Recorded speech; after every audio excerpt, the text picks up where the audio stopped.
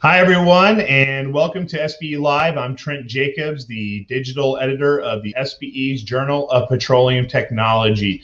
Today, we have two experts with us who are going to talk about ways to capture carbon dioxide and put it to new uses. This is a huge topic in the industry these days, as I'm sure most of you know, and so I hope that you join us in this chat and take away something new. I'm going to introduce our folks today. Tim Barkholtz is coming to us from ExxonMobil and has a PhD in inorganic chemistry and has been with the research labs at the company since 2001. One of his current projects involves CO2 capture using carbonate fuel cells, among other things that he's researching. And Lourdes Vega is a professor in chemical engineering, and she is also the chemical engineering and director of the Research and Innovation Center on CO2 and hydrogen at the Khalifa University in Abu Dhabi in the United Arab Emirates. There, she is also working on various CO2 capture and utilization projects and has even written a book about this topic. Both Tim and Lourdes are also on the committee of the upcoming SPE virtual workshop on sustainability stewardship and the CCUS opportunities in the global energy transition. So with that, Tim and Lourdes, thanks for joining me today. How are you guys doing? Doing great. Thanks for having me. The same, doing great. Thank you. It's a great opportunity to be here with you today. Great. Well, Lourdes, I'm going to start with you. And I wanted to see, can you share a little bit about the initiatives that you're most excited about right now? And also, can you help people understand this concept behind CO2 to products? Because I think that CO2 capture is getting a lot of attention, but the utilization aspect is a little bit less clear. Yeah, thank you for the question. This is part of the things that I love the most. So the issue, we all talk about CO2 capture essentially because we are concerned with the impact that CO2 has into the environment, and there are many directives in this direction. However, what do you do with the CO2 that you capture? When we talk about oil and gas, we think about enhanced oil recovery. But the amount of CO2 that we are capturing is much more than that. And we can capture even more. The challenge is actually what to do with the CO2. What other applications behind having CO2 in enhanced oil recovery we can have? And this is a challenge and an opportunity for us doing research and for the new generations as well. There are different applications of this CO2 that are under exploration, some of them closer to the market, some of them still under development. The good thing is that CO2 can be utilized in many different sectors. The not that good thing or the challenge is that the CO2 is a very stable molecule. That's why when it goes to the atmosphere, it remains there, and then we have the issues that we have. But knowing chemistry, physics, material science, and engineering, we can try to find these new applications of CO2, converting this problem into an opportunity. And this is essentially what we can do with the overall chain from CO2 capture to CO2 utilization and storage. If you wish, I can give you more details on what to do with CO2 now, or we can talk about this a little bit later. Well, while I got you, I'm curious. What is one or two areas in terms of a product? Can you bring this back home to me as a consumer of goods in the world? I consume energy, and if I have the choice of using something that helped capture carbon, that might be intriguing to me. But what are we talking about here in real terms? Okay, let's talk about the whole thing. So first is the CO2 is emitted in different concentrations depending on the source of the CO2. In some cases, it's very dilute, then it's very difficult to capture, like the CO2 from the air. No? The CO2 in the air is 400 ppm, so that's very diluted. However, there are sources of CO2 more concentrated, like 15%, for example, 10% or 90%, depending on the industrial source where the CO2 is coming from. So you need to have a technology that will allow you to absorb the CO2, to get the CO2, that's why we call it CO2 capture, before it goes into the atmosphere. These technologies are part of the ones we are going to talk about in the workshop. Once you capture the CO2, you need to dissolve. Think of a sponge. So I get my water in my sponge, then to use my sponge again, I need to remove the water. And then I need to do something with my water. This is kind of what we do with the CO2. So we capture the CO2 on some materials, we dissolve the CO2, and then we need to use it. So traditionally in oil and gas, now, since the 70s, we were using the CO2 to put that in the wells and remove the heavy oil over there, just by changing the interfacial tension, the interaction between the oil and the well. But this is not the only application. So I give you some more. For example, in the Rich Center, particularly, we are working on using the CO2 directly to react with the brine that we get from the desalination that we have many in the UAE. We have several desalination plants. So we have the CO2 reacting with the brines coming from desalination, and we are converting these into materials that can be used for construction. So is this a big application? No, but it's a very useful application. We are also using CO2 to convert it directly, reacting chemically, with the waste from a steel factory. And there are many, and there is a lot of waste. So with this, again, you can react the CO2 with these materials and convert it into some materials that you can use for other applications. But probably one of the biggest things that is still in early research, because of the size of the research, but can be very big, will be to get the CO2 reacting with other chemical products to produce fuels. So we can use the CO2 reacting with hydrogen, for example, for producing methanol.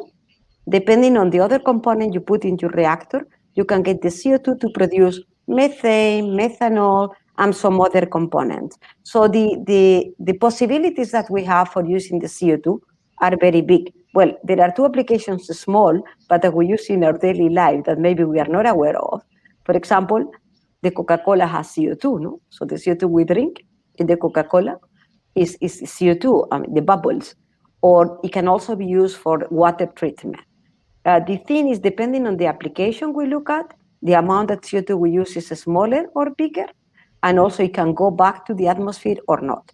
But if we think about it globally, there are applications of CO2 in which the overall balance is very positive because it's replacing other compounds that are more harmful with the environment.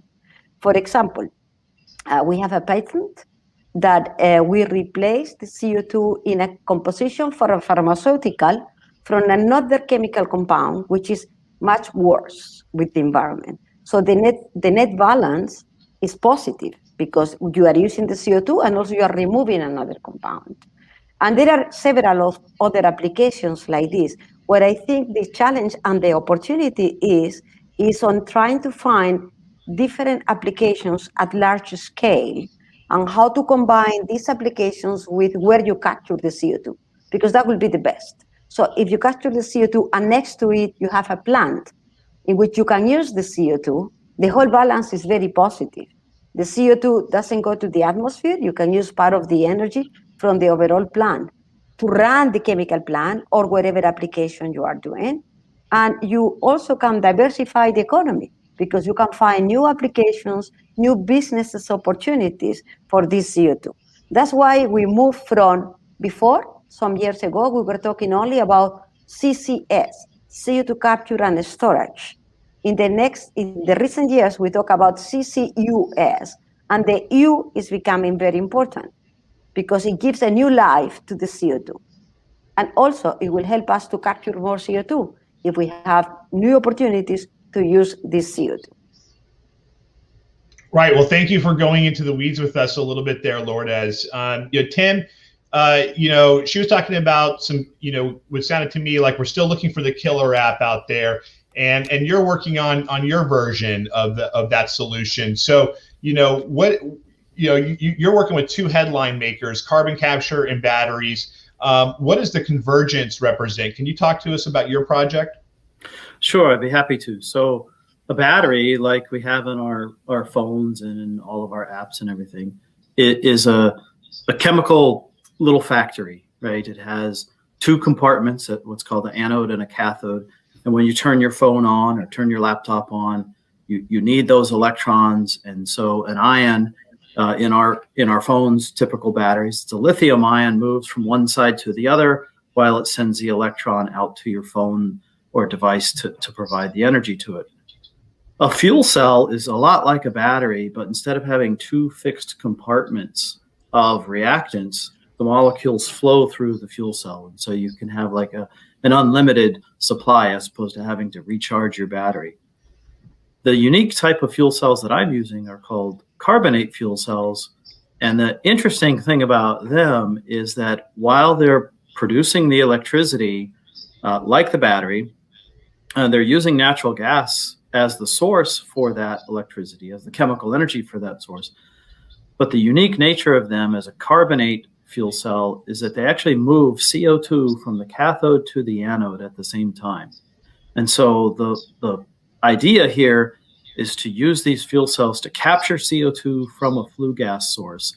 Say it could be a power plant, a steam cracker furnace, whatever happens to have the CO2 in it. And then because the natural gas is going into the anode side of the fuel cell, it also makes electricity at the same time.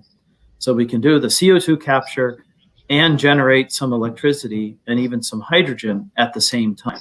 And so rather than a lot of the CO2 capture projects out there, technologies are parasitic loads. They reduce the electrical output, they reduce the steam power output of the system. Really the beauty of the carbonate fuel cells is that they do the job of CO2 capture while also producing additional electricity or additional hydrogen. So that's the exciting thing about the technology that I'm working on. Yeah, what's interesting to me, the common thread aside from CO2 here, with what Lourdes was talking about, was the synergies of your particular project. And I'm wondering, is that something that's becoming more of a focus these days? Or is that something that speaks to just this area in general? Everybody's trying to look at, how do I put, this component and this component together in an industrial setting that may have not been, ideally set up for that? I don't know. I mean, the commonality is that electrochemistry is really booming. I mean, it's just a fabulous time to be involved in electrochemistry, whether that's batteries because of lithium ions for our phones and laptops and now cars, or in my case, using the carbonate fuel cells for CO2 capture, or Lourdes, doing the electrolysis to make hydrogen, or CO2 electrolysis and things like that. It's an interesting overlap of all these technologies using a common core of electrochemistry. So it must be a great time to be an electrochemistry grad student.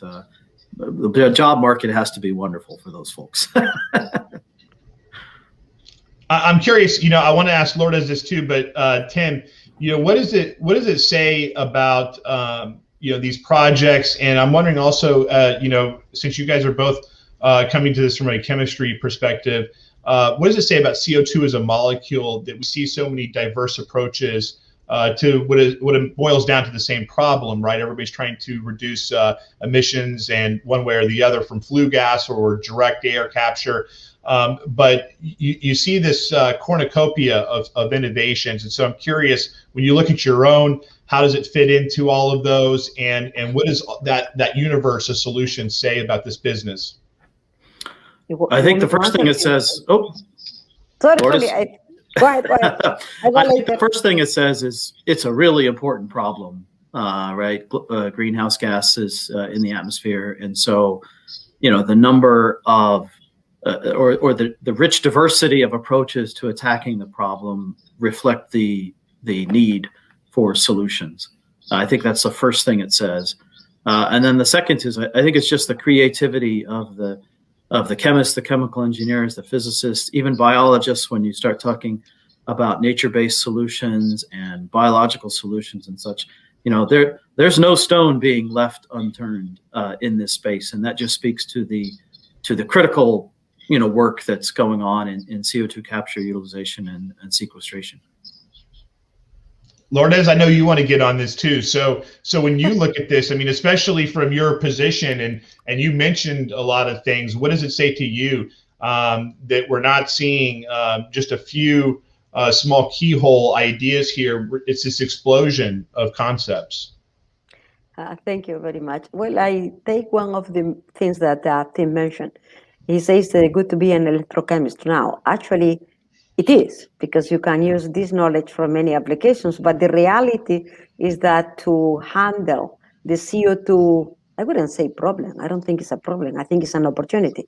The CO2 business is to be multidisciplinary. So you actually need to get the knowledge from different people. When I started to work on CO2 utilization, which is my big part, I do capture for the utilization, all chemists were telling me, but hey, don't you know that the CO2 is a very stable molecule? It costs a lot of energy to break the molecule. So you cannot do anything with it.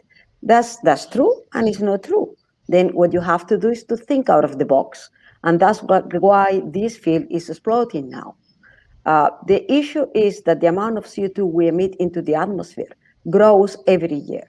Absolutely every year. Every time we check, it's bigger. And we passed the border of the 400 ppm some years ago already. So this is becoming a problem, but we need a solution for it. And that's why we have different people working on different approaches. So let's put it in perspective.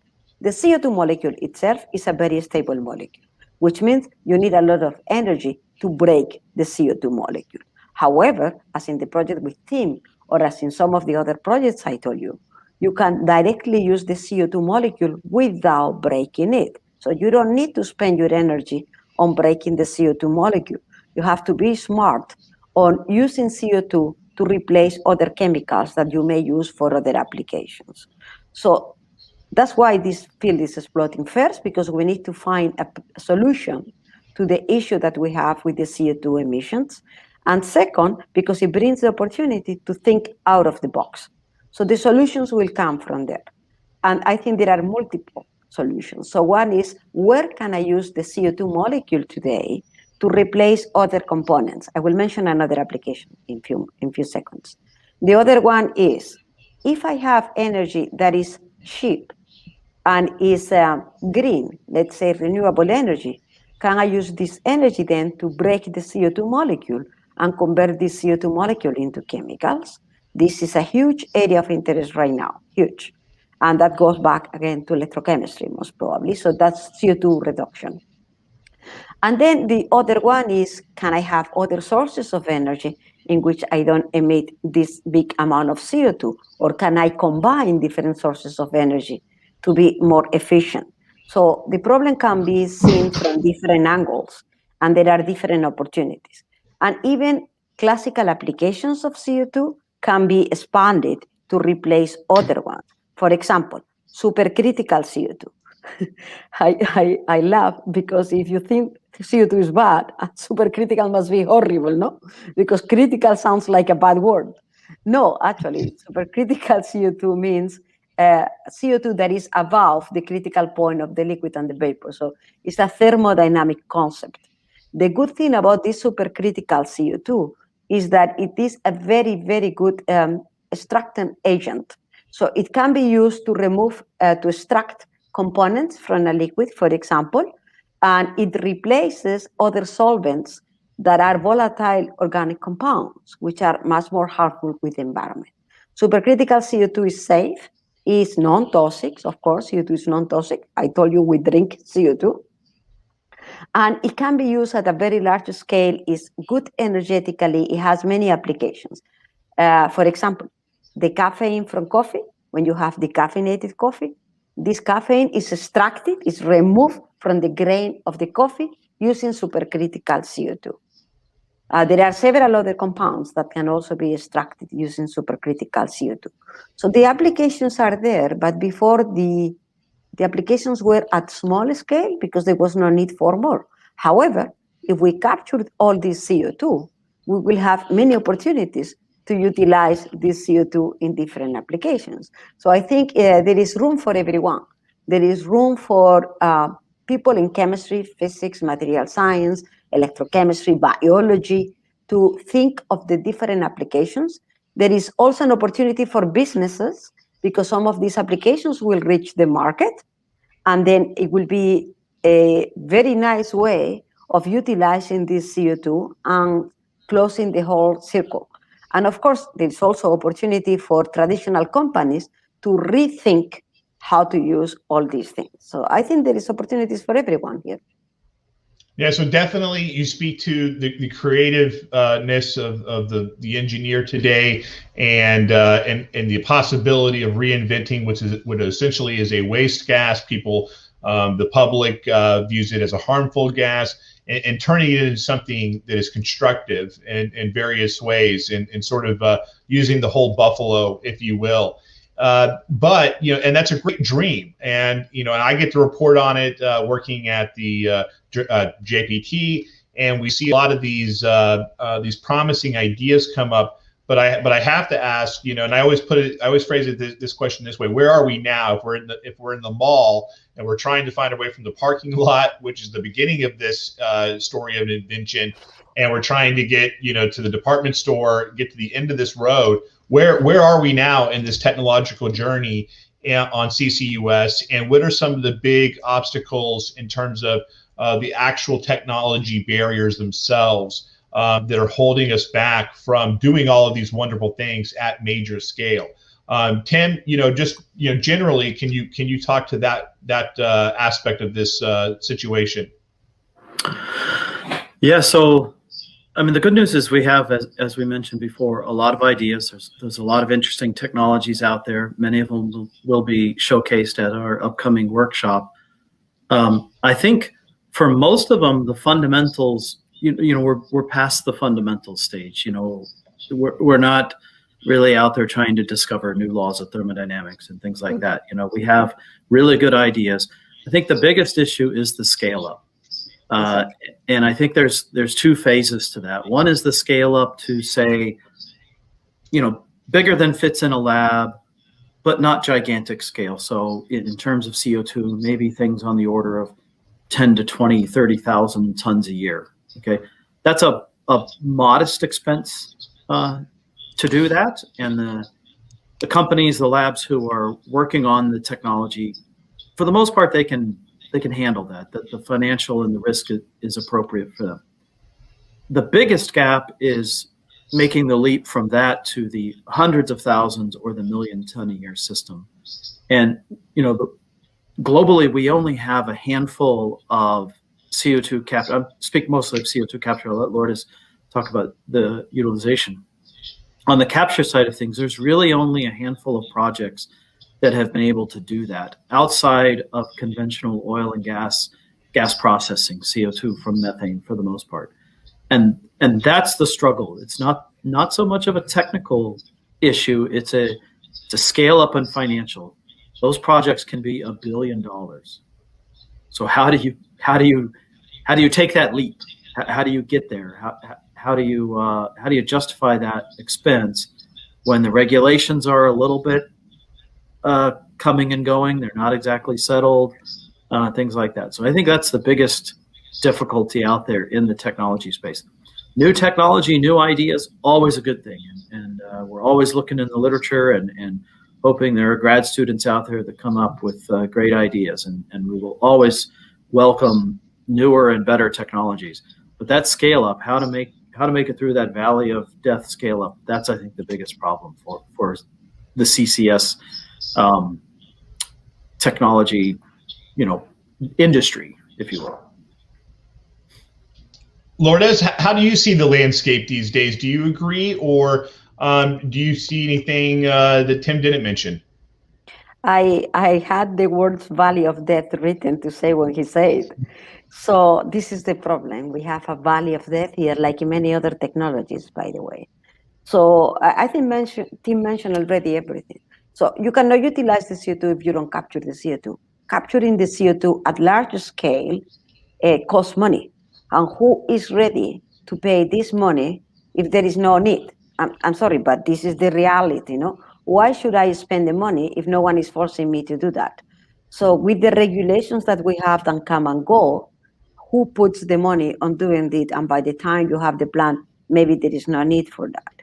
So we need more clear long-term directions on what is needed first. Then people will be ready to invest. We also need financial support. I mean, the companies will be ready to do that, but they need help, no? So financial support, public-private cooperation in these areas, and try to move the technology further. The other issues what I mentioned. Imagine that instead of having few large-scale projects on CCUS, which are really helping to develop the technology at large scale and to prove it, we don't know what to do with the CO2 that we capture. Then we have another big issue. So the problem is, first, the scale up. The technologies for CO2 capture are mature. I mean, there are things we can improve, and actually part of this improvement will be to make it cheaper, more efficient, but they are ready. But then what do you do with your plant, and what do you do with the CO2? And there is a need, obviously. That's why everyone is talking. So we need clear regulations long-term. We need financial support. And I think we also need believers. We need people to be convinced that what we are doing is the right thing, not because we are forced, but because there will be opportunities behind it. So these are the three main things. And it's going from the idea to the market. We cannot have the idea and then stop in the valley of death. How many of these we can really move to the market? So most probably we also need to prioritize among the ideas that we have, which ones we have the opportunity to produce a larger scale technology that will be commercial and will benefit from the cost of capture. Well, since that's a good segue to one of my last questions for you, Lourdes, and for you too, Tim. There's a lot of young people watching this, and I can tell you in my discussions with young people in the oil and gas industry in particular, this is an area that they're very interested in. And so, if people want to join the CCUS sector, and they're either in university or maybe they're in their first decade of their career in oil and gas, what is your advice to them? I mean, do you guys have young people come up to you and ask you, like, how do I break into this arena because they're excited about it? I have many people coming to me very excited to work in this area. Actually, more people than we can handle. This is clearly an area where the engineers see an opportunity to do something useful and something new as well. So yes, please, we need brilliant young people with energy to put their efforts and their brain in this area. I mean, as I say, there are opportunities for many people that can tackle the problem from many different angles. And in the end, you will see, as I say, it's a business opportunity, but it's also a good thing to do for the society. So it's a win-win situation. Please come. We need all of you. Tim, what are your thoughts on recruiting the next generation? How is that going, and what is the feeling that you get? Yeah, I mean, I can completely agree with what Lourdes said and echo a lot of her comments. So I even have a high school student whom I'm advising right now for her senior project independent study. She wants to go into chemical engineering. She wanted to learn more about it, and so she approached me and said, "Would I help her, do an independent research project through the spring semester?" And I was like, "That's fantastic. That's great. I would love it." the standard answer might be, oh, just, STEM, science, engineering, technology, do all this great stuff. Don't underestimate, my advice to the younger people would be, don't underestimate the level of skill and level of education and knowledge you need outside of engineering technology. A lot of the problems we have today, we have technical solutions for, or we're working on them, and I'm confident we'll get there.